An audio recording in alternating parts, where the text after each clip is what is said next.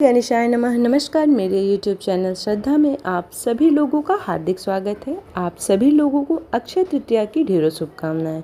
उम्मीद करती हूँ कि आप सभी सुखी और स्वस्थ होंगे, भगवान की भक्ति में व्यस्त होंगे। आइए जानते हैं अक्षय तृतीया से जुड़ी हुई कुछ महत्वपूर्ण बातें। शास्त्रों में अक्षय तृतीया को स्वयं सिद्ध मुहूर्त माना गया है। अक्षय तृतीया के दिन मांगलिक कार्य जैसे विवाह, गृह प्रवेश, व्यापार अथवा उद्योग का आरंभ करना अति शुभ फलदायक होता है। सही मायने में अक्षय तृतीया अपने नाम के अनुरूप शुभ फल प्रदान करता है। अक्षय तृतीया पर सूर्य व चंद्रमा अपने उच्च राशि में रहते हैं। आइए जानते हैं अक्षय तृतीया से जुड़ी हुई बेहद महत्वपूर्ण बातें। नया वाहन लेना या गृह प्रवेश करना, आभूषण खरीदना इत्यादि, इन सारी जैसे कार्य के लिए तो लोग इस तिथि का विशेष उपयोग करते हैं। मान्यता है कि यह दिन सभी का जीवन में अच्छे भाग्य और सफलता को लाता है। इसलिए लोग जमीन जायदाद संबंधी कार्य, शेयर मार्केट में निवेश, रियल एस्टेट के सौदे या कोई नया बिजनेस शुरू करने से जैसे काम भी लोग इस दिन का इंतजार करते हैं। अक्षय तृतीया के विषय में मान्यता है कि इस दिन जो भी काम किया जाता है उसमें बरकत होती है, यानी इस दिन जो भी अच्छा काम करेंगे उसका फल कभी समाप्त नहीं होगा। अगर कोई बुरा काम करेंगे तो उस काम का परिणाम भी कई जन्मों तक पीछा नहीं छोड़ेगा। धरती पर देवताओं ने 24 रूपों में अवतार लिया था। इनमें छठा अवतार भगवान परशुराम का था। पुराणों में उनका जन्म अक्षय तृतीया को हुआ था। इस दिन भगवान विष्णु के चरणों से धरती पर गंगा अवतरित हुई। सतयुग, द्वापर व त्रेता युग के प्रारंभ की गणना इस दिन से ही होती है। शास्त्रों की इस मान्यता को वर्तमान में व्यापारिक रूप दे दिया गया है, जिसके कारण अक्षय तृतीया के मूल उद्देश्य से हटकर लोग खरीदारी में लगे रहते हैं। वास्तव में यह वस्तु खरीदने का दिन नहीं है। वस्तु की खरीदारी में आपका संचित धन खर्च होता है। वैशाख के समान कोई मास नहीं, सत्य युग के समान कोई युग नहीं, वेद के समान कोई शास्त्र नहीं और गंगा जी के समान कोई तीर्थ नहीं। उसी तरह अक्षय तृतीया के समान कोई तिथि नहीं है। वैशाख मास की विशिष्टता इसमें आने वाली अक्षय तृतीया के कारण अक्षुण्ण हो जाती है। वैशाख मास में शुक्ल पक्ष तृतीया को मनाए जाने वाले इस पर्व का उल्लेख विष्णु धर्मसूत्र, मत्स्य पुराण, नारदीय पुराण तथा भविष्य पुराण, इन सारी चीज़ों में आपको मिलता है। यह समय अपनी योग्यता को निखारने और क्षमता को बढ़ाने के लिए बहुत ही उत्तम माना गया है। यह मुहूर्त अपने कर्मों को सही दिशा में प्रोत्साहित करने के लिए श्रेष्ठ माना जाता है।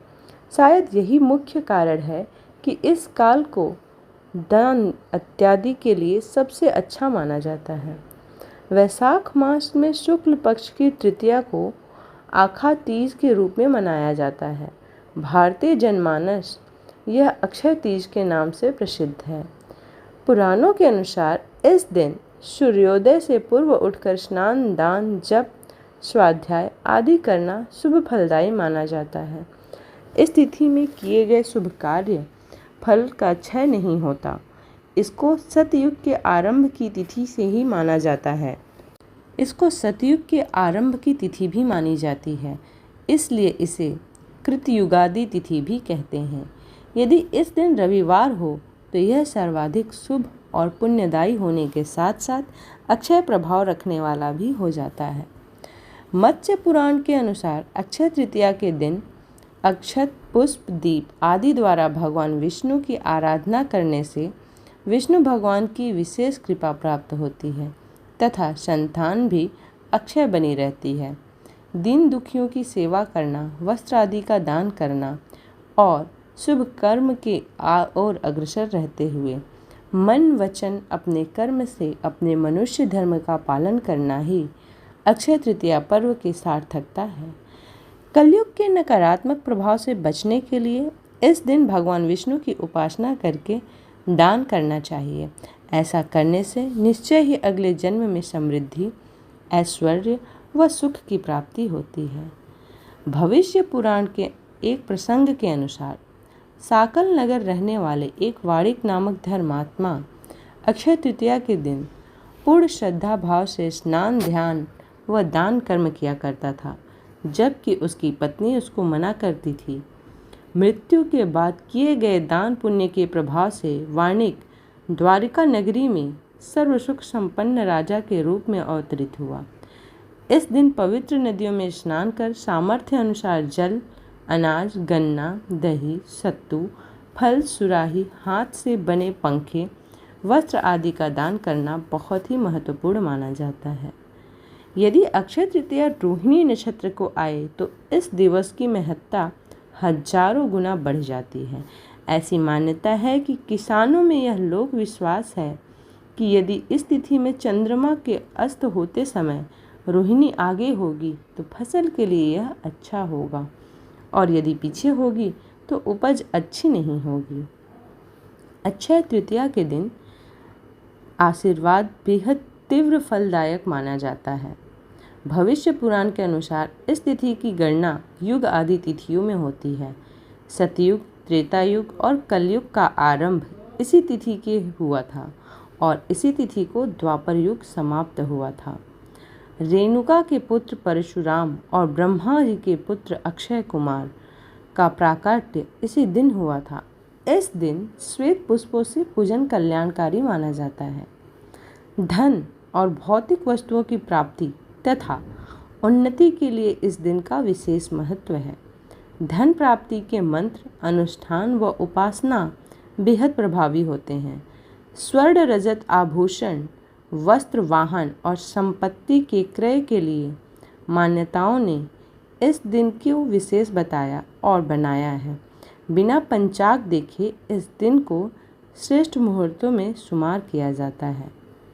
जितना दान आप इस दिन कर सकते हैं उससे कई गुना आपको अलौकिक कोष में जमा हो जाता है। मृत्यु के बाद जब अन्य लोक में जाना पड़ता है तब उस धन से किया गया दान विभिन्न रूपों में प्राप्त होता है।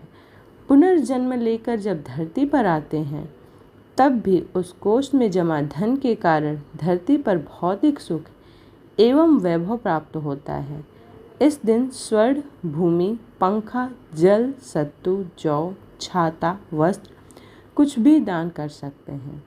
जौ दान करने से स्वर्ण दान का फल प्राप्त होता है। उम्मीद करती हूँ कि आज की ये वीडियो आप लोगों को पसंद आई हो। वीडियो पसंद आई हो तो वीडियो को लाइक करें, शेयर करें और चैनल को सब्सक्राइब करें। इसी प्रकार की भक्ति भाव से जुड़ी हुई वीडियोस को प्राप्त करने के लिए चैनल को सब्सक्राइब करना बिल्कुल भी ना भूलें। मिलते हैं अगले वीडियो में, तब तक के लिए जय माँ लक्ष्मी।